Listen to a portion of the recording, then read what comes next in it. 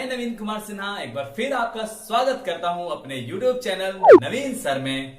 आज हम लोग लेकर आए हैं क्लास 10 के मैथ को। क्लास 10 के मैथ का एक कड़ी चल रहा था जिसमें हम लोग पढ़ रहे थे वास्तविक संख्या। कभी कभी क्या होता है कि गणित में हम अच्छे नंबर लाना चाहते हैं लेकिन हम उसे समझना नहीं चाहते हैं। तो अगर आपको गणित में अच्छे नंबर लाना है जो बेसिक क्लास 10 से ही आती है तो एक बार फिर से इस चैनल को लाइक, शेयर और सब्सक्राइब करें जिससे मैं आपको दे सकूं गणित के सबसे सरल तरीके जिसे आप ला सकते हैं अच्छे मार्क्स। तो चलिए शुरू करते हैं आज का टाइप 1। आज सबसे पहले हम लोग देखेंगे वास्तविक संख्या की जो चैप्टर है 1.1 में टाइप 1 के मैथ। तो टाइप 1 में आप देख रहे हैं यूक्लिड विभाजन एल्गोरिथम का प्रयोग कर एचसीएफ ज्ञात करना है। आपको पहले इस तरह के मैथ जानना है जिसमें यूक्लिड विभाजन एल्गोरिथम का प्रयोग कर हम एचसीएफ कैसे निकालेंगे। तो चलिए अब शुरू करते हैं। एक एग्जांपल के तौर पर हमने आपके सामने एक प्रश्न लिया है। आप जान लें कि इस तरह के जो प्रश्न हैं यदि वो झारखंड बोर्ड है, जैक बोर्ड से यदि प्रश्न पूछे जाएंगे ये वाले तो वो 3 मार्क्स के होंगे, 3 मार्क्स के होंगे। और जो बिहार बोर्ड है बीएसईबी से अगर पूछे जाते हैं तो ये 2 मार्क्स में आपको पूछते हैं। तो चलिए हम लोग शुरू करते हैं कि यूक्लिड विधि द्वारा हम लोग कैसे इसका एचसीएफ निकालेंगे। इसके पहले वीडियोस में भी हमने इसे बनाकर आपको दिखाया है। तो खिला रहे हैं 135, 135 घटाते हैं। फिर आप क्या करते हैं, देख रहे हैं कि ये जो भाज्य शेष बच गया वो भाजक से छोटा है। ऐसी स्थिति में एक बार और यह क्रिया होगी। 135 यहां आता है, फिर आप खिला रहे हैं घर में 120, शेष बचा आपका 15। फिर देख रहे हैं आप चूंकि शेषफल छोटा है फिर चरण आगे बढ़ेगी। ये 8 घर में 120 पूरी तरह विभाजित हो जाती है। चूंकि यह विभाजक रहा सबको विभाजित करने वाला तो यह आपका एचसीएफ हुआ। तो यहां हम लोग क्या देख रहे हैं कि यहां से लेकर यहां तक एक स्टेप 1 चरण 1 हुआ, फिर यहां से लेकर आपका यहां तक चरण 2 हुआ, फिर आप यहां से लेकर यहां तक चरण 3 हुआ। ये 3 चरणों में पूर्ण हुआ और प्रत्येक एक चरण जो है आपका वह एक यूक्लिड विभाजन प्रमेय का है जिसमें यह भाज्य है आपका, यह भाजक है, यह शेषफल है और यह आपका ये भागफल है और यह आपका शेषफल है। चलिए अब जो चरण आपने वहां देखा उसी का प्रयोग करके हम लोग यहां देखते हैं। हम लोग काम करने जा रहे हैं किसके लिए, तो चरण ले लेते हैं। आप चरण 1 या फर्स्ट चरण भी इसको लिख सकते हैं। आप यहां क्या काम कर रहे हैं, एचसीएफ किसके लिए करने जा रहे हैं, 255,135 के लिए। यहां हम किसका प्रयोग करने जा रहे हैं, हम लोग प्रयोग करने जा रहे हैं यूक्लिड विभाजन प्रमेयिका से या लेमा इसी को बोलते हैं प्रमेयिका से। तो आप जान रहे हैं यूक्लिड विभाजन प्रमेयिका में होता है a = BQ + R, जहां ये जो R है वो 0 से बड़ा या बराबर होती है और B से सदैव छोटी होती है। अब हम लोग अपना मान रखते हैं। मान क्या हुआ, A की जगह हमारा है 255, B की जगह आपने क्या लिया है, क्रिया आपने देखा कितने घर में विभाजन क्रिया हुई, एक घर में। शेष क्या बचा आपका 120, आपने यहां लिख दिया। यहां आपको यह देखना है यह क्रिया तब तक चलती है जब तक कि शेषफल 0 ना हो जाए। यहां 0 नहीं है, आपने क्या पाया, हमने पाया जो शेषफल है वो 0 के बराबर नहीं है। इसका मतलब यह क्रिया अभी पूर्ण नहीं हुई है। अगले चरण में हम लोगों ने क्या देखा कि जो आपका शेषफल था जो बच रहा था आपका वो जाकर भाजक बन जाता है, अर्थात आपका यह a हो जाएगा और यह b हो जाएगा। हर बार आपको यही याद रखना है कि जो a है हटता जाएगा और अगला जो है वो a b बनता जाएगा। तो आप पुनः लिखेंगे, यहां पर चरण आपका 2 हो गया। द्वितीय चरण में हम लोग क्या देख रहे हैं, किसके लिए काम करेंगे हम लोग, एचसीएफ। द्वितीय चरण में लिख दें आप एचसीएफ 135,120 के लिए। अब हम लोग इसके लिए काम कर रहे हैं। तो फिर यूक्लिड विभाजन प्रमेयिका प्रकट होगी। यहां a हमारा यह हो गया, b हमारा यह हो गया। तो आप लिखेंगे 135 a बराबर 120 b गुना कितने घर में विभाजित हुआ भाई, एक घर में। एक शेषफल क्या बचा 15। फिर आपने क्या पाया कि शेषफल 0 के बराबर नहीं है। यह क्रिया फिर चलेगी। तो आगे हम लोग बढ़ते हैं चरण 3 में।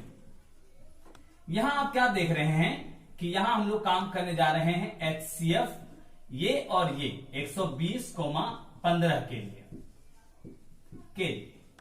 आप जब यहां जाते हैं तो आप देख रहे हैं ए की जगह 120 और बी की जगह 15 घर से 8 घर विभाजित करने पर शेषफल बचा 0। अब आपने क्या पाया कि यहां पर चूंकि r बराबर 0 हो गया, इसीलिए हम लोग फाइनली क्या जाने, HCF जो आपका 120,15 है वो हो गया ये 15। अब हम लोग तो निकाल रहे हैं इसका, तो ये जो HCF है अर्थात ये जो HCF है ये इसके बराबर होगा, ये इसके बराबर होगा, अर्थात फाइनली इसके। तो अतः अंत में लिख सकते हैं हम लोग, यहां लिखते हैं अतः HCF 255,135 बराबर कितना आया 15। यह एक विधि, एक प्रकार का गणित हुआ, टाइप 1 हुआ, जिसमें आपको क्या करना है, यूक्लिड विभाजन या यूक्लिड विभाजन एल्गोरिथम का प्रयोग करके आपको HCF निकालना है। तो आपने जान गए, सबसे पहला काम क्या करेंगे, आपको संख्याओं में कौन बड़ी है उसे देखना है, ए बी मानना है, फिर आपको किस HCF के लिए काम करना है, यूक्लिड विभाजन प्रमेय का लेना है, सूत्र लेना है, मान रखना है, और इस विभाजन की क्रिया को देखते हुए आप स्टेप बाय स्टेप एक ही तरह से लिखते जाएंगे, और जैसे ही शेषफल शून्य बचेगा उसका भाजक दिए गए समस्त क्रियाओं का भाजक अर्थात HCF होगा, अर्थात फाइनली वो जिसका निकालने जा रहे हैं हम लोग उसका HCF होगा। ये आपका चरण 1 हुआ।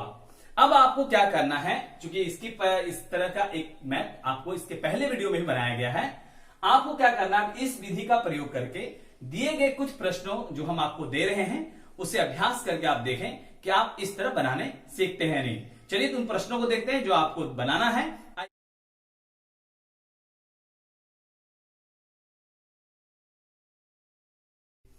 अब हम लोग देखते हैं टाइप 2 मैथ, जो सेकेंड तरह के मैथ जो पूछे जाते हैं। आप गौर से देखेंगे, गणित को एक बार गौर से देखिए, ये इकाई 1.1 के प्रश्न हैं, ये मुख्य रूप से पूछे जाते हैं ये प्रश्न। तो यहां आपको हम 2 प्रश्न ऐसे उदाहरण के लिए आपके सामने रखे हैं, आप गौर से देखेंगे। दर्शाइए कि कोई भी धनात्मक विषम पूर्णांक 6q+1 या 6q+3 या 6q+5 के रूप का होता है, जहां q कोई पूर्णांक है। या इसी प्रश्न को इस तरह लिख सकता है, दर्शाइए कि कोई भी धनात्मक समपूर्णांक, यहां विषम पूर्णांक पूछ सकता है, वहां समपूर्णांक भी पूछ सकता है, 6q या 6q+2 या 6q+4 के रूप में होता है, जहां q एक पूर्णांक है। यहां आपको गौर करने वाली बात है, कभी यह विषम पूर्णांक से भी सवाल पूछ सकता है, कभी सम पूर्णांक। तो हम लोग एक ऐसा रास्ता निकालते हैं जिससे कि किसी भी तरह का पूर्णांक यहां लिखा हो आप उसको हल कर पाए। ऐसा ना हो कि सम और विषम देखकर आप अकबका जाएं और गलत बना दें। तो हम लोग शुरू करते हैं इस तरह के मैथ। अब अगर आप गणित समझ जाते हैं तो किसी तरह भी वो परिवर्तित करेगा तो भी आप परीक्षा में इसको हल कर सकते हैं। तो हम लोग शुरू करते हैं इस क्रिया को। सबसे पहले बात को समझने का है कि मान लेते हैं कोई धनात्मक विषम पूर्णांक लिखा है और सम और विषम की बात है, तो हम क्या करते हैं, एक मध्यम रास्ता निकालते हैं। माना ए कोई धनात्मक पूर्णांक है, धनात्मक पूर्णांक है। यहां हम लोग सम और विषम नहीं लेते हैं, क्योंकि अगर धनात्मक पूर्णांक मानेंगे तो इसमें सम भी और विषम भी है। तो यदि प्रश्न विषम से पूछेगा तो भी इसको हम लोग इस विधि से हल कर पाएंगे, और सम भी पूछेगा तो भी हल कर पाएंगे। आगे देखते हैं। अब हम भाजक के रूप में क्या लें, 6q+1 लिखा है, तो 6 जो है b के जगह पर, भाजक के जगह पर 6 लेना है। तो हम लोग देख लेते हैं वहां पर, चूंकि भाजक जो हमारा है, भाजक b इक्वल टू हमको क्या लेना है 6। अब हमारे पास a है, b है। अब यूक्लिड का प्रयोग करते हैं हम लोग, यूक्लिड विभाजन प्रमेयिका से। अब हम सबसे पहले इसके सूत्र को लिखिए। तो आप जानते हैं a बराबर bq+r, जहां जो r है वो 0 से बड़ा या बराबर होती है और b से छोटी होती है। अब ये तो आपने सूत्र लिखा, इसलिए हम लोग मान रखते हैं। a की जगह a रख लिए, b की जगह हमारा 6 है प्लस q है, r हमारे पास ये नहीं पता है।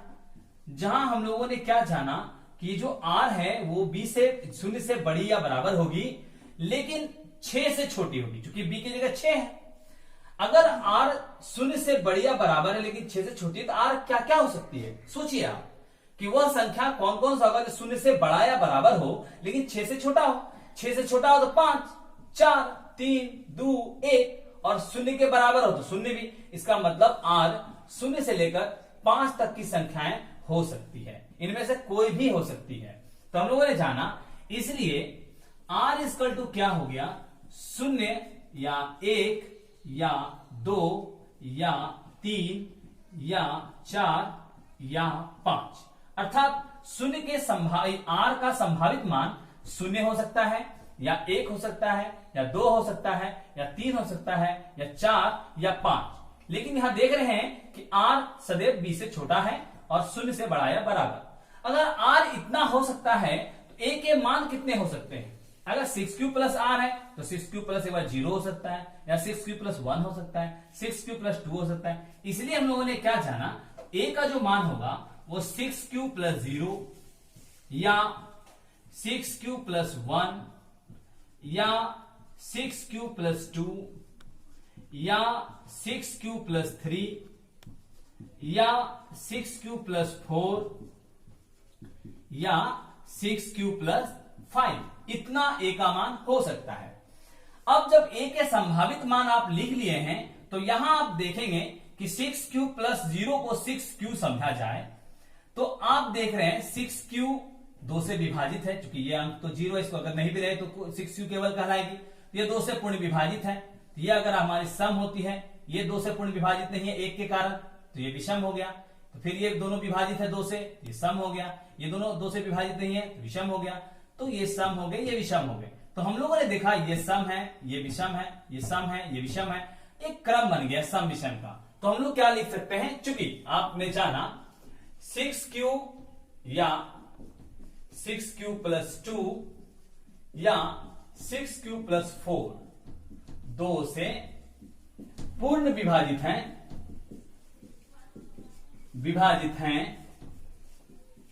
इसीलिए आप क्या जाने कि 6q या 6q प्लस 2 या 6q प्लस 4 सम संख्याएं हैं।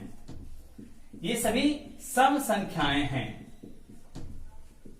अगर ये सम संख्या है तो ये किसके बराबर है, तो ये हमारे a के बराबर है।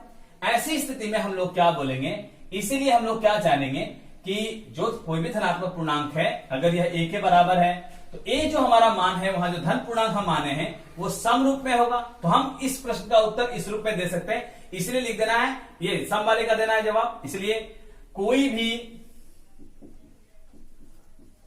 भी धनात्मक समपूर्णांक 6q या 6q प्लस 2 या 6q प्लस 4 के रूप का होता है। आपने ये जो हल हम लोग किए वो इसका हो गया। अगर इसी जगह हमको इसको बनाना है तो हमको क्या परिवर्तन करना है, फिर लिखेंगे, चूंकि यहां पे आएंगे 6q प्लस 1 या 6q प्लस 3 या 6q प्लस 5 2 से पूर्ण विभाजित नहीं है, इसीलिए हम लोग इसको लिख सकते हैं डायरेक्ट 6q प्लस 1 या 6q प्लस 3 या 6q प्लस 5 कैसी संख्याएं हो गई, विषम संख्याएं हो गई, संख्याएं हैं। और लास्ट में लोग फाइनली आंसर लिख सकते हैं। इसलिए कोई भी धनात्मक विषम पूर्णांक 6q प्लस 1 या 6q प्लस 3 या 6q प्लस 5 के रूप का होता है। अब यहां पे आपको एक बार फिर से समझना होगा कि प्रश्न आपका जिस तरह दिया है उस तरह आप उसको सजाएंगे। यहां हमने इन दोनों प्रश्नों को एक ही विधि में हल करने का प्रयास किया है। आपको करना क्या है कि परीक्षा में यह देखना है कि आपको सम पूर्णांक पूछा जा रहा है या विषम पूर्णांक पूछा जा रहा है। अगर सम पूछा जा रहा है, अगर विषम पूछा जा रहा है तो आपको थोड़ा परिवर्तन करना होगा। हम पहले धनात्मक पूर्णांक मान लिए, इसमें सम और विषम दोनों है। जो बी आपका यहां दिया हुआ है उसको देकर बी मान लें, बी माने यूक्लिड का परिमेय लिख लें, बी का मान 6 से कम होगा तो कौन कौन हो सकता है शून्य का मान, ये आर का मान आप देख लें, उस आधार पर ए को आप व्यवस्थित कर लें। आपने देखा चूंकि बी 6 है तो आर का मान शून्य से बड़ा या बराबर और 6 से छोटा होगा, इतनी होगी, ए का मान भी इतना होगा। इनमें से सम और विषम दोनों है, आप देख रहे हैं चूंकि यह 2 से पूर्ण विभाजित है, अगर यह सम है तो आप जानते हैं कि सम संख्या विषम संख्या में 1 का अंतर रहता है, तो आप देख रहे हैं यहां ये विषम, ये सम, विषम, सम, विषम। अब आपका प्रश्न डिपेंड करता है कि आप कैसा प्रश्न है, अगर विषम पूछा गया है तो केवल विषम के तरीका से बना लेंगे, यदि सम पूछा गया है केवल सम को बना लेंगे। क्योंकि यहां आपको दोनों बना दिया गया है तो आप अपने अनुसार से इसको निर्धारित कर सकेंगे। अगर हम सम बना रहे हैं तो आप देखेंगे कि सम में ये और ये जो 2 से पूर्ण विभाजित हैं वो सम संख्या है, चूंकि यह ए का मान था तथा यहाँ पे ए जो है वो सम संख्या के रूप में, तो कोई भी धनात्मक संपूर्णांक इस रूप में होता है, यहां पर लिख करके छोड़ देंगे। यदि यह प्रश्न विषम वाले रहेंगे तो आपको ये जो इतना भाग है उसको उसके जगह पे हम लोगों को ये करना है। तो हमको लगता है कि हम लोग टाइप 2 मैथ समझ गए हैं। अब इसके आधार पर हम आपको कुछ प्रश्न दे रहे हैं, इन प्रश्नों को आप बनाकर इस बात से निश्चित हो लें कि आप इस तरह के मैथ बनाने सीख गए हैं। तो चलिए कुछ प्रश्न हम देते हैं आपके सामने जो टाइप 2 के हैं। देखिए,